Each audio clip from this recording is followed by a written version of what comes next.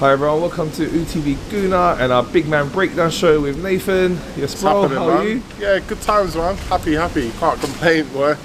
I think any Arsenal supporter right now is happy man. Top of the league, 4 points ahead. I'm not getting carried away, but it's a nice feeling to have man. It's been a long while since we've been in this sort of a position. Yesterday against Leeds wasn't the best of performances, but it's important to get the win. It wasn't the best of performances, but you've got to look at it this way. One, the bottom line is 3 points. We're not here for, sometimes you've got to play ugly football. When Mourinho had Chelsea firing, do you think they were playing great every single week? No, they weren't. They were grinding it out. And some weeks we'll have that, some weeks we won't. We also played Europe in the week. I know it wasn't far to go to, but still, it's still a European game on a Thursday night. So some of the players are going to be tired just from travelling, man. Anyway, so, and that's not me making excuses, but you got to grind out the results sometimes, man. And we got 3 points. We played in Europe. Look at Man United drawing against Newcastle. Do you see what I'm saying to you? I'd rather be in a position we are. And sometimes you got to win ugly. And sometimes when your back's against the wall, you need a little bit of luck, man. And when could you say Arsenal in the past were getting VAR luck? Never. So I think sometimes the luck's got to be on your side. And we grinded out the 3 points, and I'm happy with it, man. I think we can look at it and say performances here and there. Are they a little bit tired from travelling? Are they this and that? By the end of the day, we didn't draw, we got 3 points. So I think sometimes, not to dwell too much, I think if it was like 5 or 6 really close games like that and we're riding our luck, then you can start to look and say, well, look, Arsenal or not. But we're good, man. The boy Saka's saving us, man. Yeah, that was a great goal for him. You can't always play at your best all the time. As you say, it's important that when we're not playing so well, we get the win. Also, we got to credit Leeds. They played really well in that second half. That Bamford was on fire. Leeds, well, yeah, Bamford was on fire. I can't remember, Bamford has been out, and he was a man that was scoring like, what, 15 plus goals last season or whatever, or season before. So he is a good striker once he gets going, but I also look at Saliba in that second half as well. He was a bit all over the place. And then Gabriel, like, man, like, what are we gonna do with this guy? Like, he's such a great defender, yeah, or could be a great defender. On his day, he's easily top 5 centre back in the world, not in the Premiership, in the world, on his day, yeah. But when he does stupid errors like that, you look at him and you just think, what are we gonna do with this guy? Like, because it's all right against now when we're grinding it out, but imagine that's Man City or whatever, or we're playing this Champions League football where we got to win that 1-0 away from home, and he does stuff like that. And you're gonna have, when you come against these foreign teams as well, you get like the teams like the Barcelona which they've done in the past. They love to cheat to win. So you're going to have them that are going to wind you up. They're going to get on your back, and they know how to do certain things like that, anything to get the win. So you've got to be able to keep his head. And people keep on saying, oh yeah, he's young and whatever. No, he's 24. He's not 19 and he can get this out of his game. My thing is this, yeah, he probably can iron that little bit out of his game and keep his head, and as he gets old, a bit more composure. But also to do that, you need sometimes people around you that you look up to and respect to. It's a very young Arsenal team. Am I going to listen to Odegaard telling me you can't do this and can't do that? You need to do this and do that. I don't think he will. Arteta, I can listen to him. I think the only way he irons it out of his game is if we get another centre-back, another left-sided centre-back as well. People are talking about throw Ben White and change up the defence. I don't think it's at that stage. I just feel you need another centre-back who's going to come in. If he's playing well, Gabriel's doing stuff like that, man, your position's up for grabs. Jesus yesterday, poor game, missing, like, didn't do nothing, had that chance, fluffed it. That's your bread and butter, should we put it that way? Same with him when he was at Man City. Yeah, he was coming in and scoring goals, but he also knew one mistake or anything, or you weren't up to scratch, you'll also be on the bench for the next 4 or 5 games. Whereas at Arsenal, you dip in form, you're allowed to play your way through that form while being first team. So I do feel we need Moving forward, not now, not going to throw the toys out, we won, but moving forward, I feel we do obviously need another striker, someone that's going to push him all the way. Eddie's good, don't get me wrong, but Eddie's still learning his trade a little bit and still a lot more to go with Eddie, so I just feel, yeah, we need another striker. I feel to compete for the Premiership and to keep it up going through the season, we need a striker, another central midfielder, someone to push Partey, if Partey's not, put him in, and then another winger, preferably someone on the right side. Rafinha would have been perfect to push Saka and make sure that if Saka needs a rest or someone just to, we can make things up. But listen, man, it was 3 points, good win. Never thought I'd be saying this, but well done. I'm not saying anything about Arteta, just before you. But well done, Ben White, man. Game after game, solid at right back. Wins his aerial battles, one-to-ones. Really, really, really good, man. So we can't complain about that, man. Great start to the season, 9 wins out of 10. We're allowed to have one not so great performance. Apart from that, it's been outstanding. Even that game against Man United, we played really well. So in them 10 games, in 9 of them we played so well. This will hopefully be a little bit of a wake-up call, so we know that we've got to pick up our performance levels. A wake-up call with 3 points as well. Exactly. It's wicked, man. And do you know what? Listen, man, there's going to have teams where they come at us and teams where it's going to be a bit jaded after, like, Man City came off of Champions League and lost. They lost to Liverpool yesterday. It wasn't a great weekend for everybody. So the fact that we can have that and still get 3 points, listen, man, good sign, good times ahead. That's what I feel anyway. Like, I feel that this is a very young team and hopefully Arteta will sort of give them the kick up their arse just in terms of that. But do you know what? They might need a little, not a rest, because it's early in the season. People talking about rest all the time. I've said it a few times in this. I feel it's too early to be talking about that. But I think when you're starting the same 11 week in, week out, if you're then playing that same 11 or playing a couple of those players midweek, you're going to expect them to be a bit come weekend, maybe not the full rest out of it. But hopefully with the Europa, we can tie things up and beat PSV. I think that's important. I feel like quite a strong team against PSV. Get the win, so then after that we can just field youngsters and work, because we'll have the whole thing wrapped up after that. So I'll play a stronger team against PSV. Good little test for us as well, and it's at home, I believe. So I feel after that, then you can then rest the players. Last two games of the thing, you could bring in a few youths and bring in a few fringe players, and then just tie things up for that, man. Okay, you mentioned Man City losing yesterday to Liverpool. It's a close game. Could have gone either way, but in the end, Liverpool managed to get the win. Yeah. Your thoughts on that one? Well, Liverpool, man, it's one of those things. To be honest with you, I think a lot of the whole world, if you're a betting man, I know a lot of people that had Liverpool to win in their bets, because Liverpool do turn it up against Man City. Klopp's got sometimes the beating of Pep, so he sets the team up really well, and they've done really well, man. It was a very close game. It could have went either way. Just goes to show sometimes people write off Liverpool, not write them off, but Liverpool are in the mix no matter what anyone thinks. Not at the moment now, but this is the one win they could need to then go on and win 6, 7, 8, 9 games on the trot. It's so early in the season, so enjoy it as Arsenal fans, enjoy this little time and things like that, but it's super early in the season. Keep winning game by game, and you got to remember as well, look at our team, not really many injuries. Alright, Zinchenko, you could say Smith Rowe a starter. Do you know what I mean? I like him. I think he could be a world beater if he improves the way he should be. But is he a starter? Not really. So I feel we have a very good first team, and our squad is pretty much fit. So we can't really. It's what if we get 1 or 2 injuries. The World Cup's going to be very interesting for football in the middle of that. Nothing's happened like that. So it could work in Arsenal's favour and it could work against it. How Aaron Ramsdale isn't number 1 for England, Ben White and players like that, I hope they go to the World Cup. But at the same time as well, as an Arsenal fan, yeah, I'm hoping as many players get to stay home from the World Cup and not be injured and just work on their fitness and just keep ready for when the season goes on, man. People talking about internationals and all that stuff.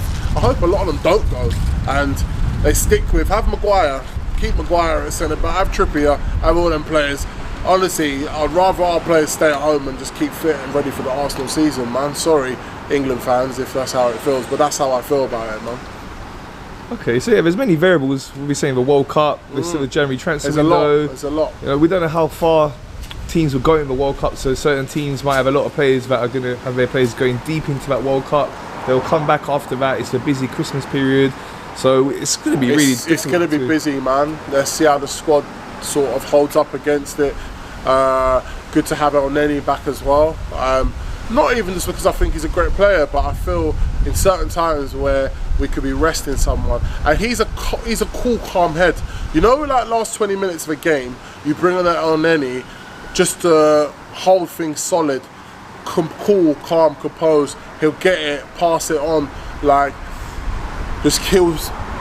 Slow things down a little bit. I feel El Neni will be needed back for the long running as well. He can slot in amongst many positions, and yeah, get Smith Rowe back, and hopefully Arteta's got a plan for January, man. I would say between now and January, all I want to see is contracts signed, get those contracts signed, and then come January, if he can bring in maybe a loan and a good player, like.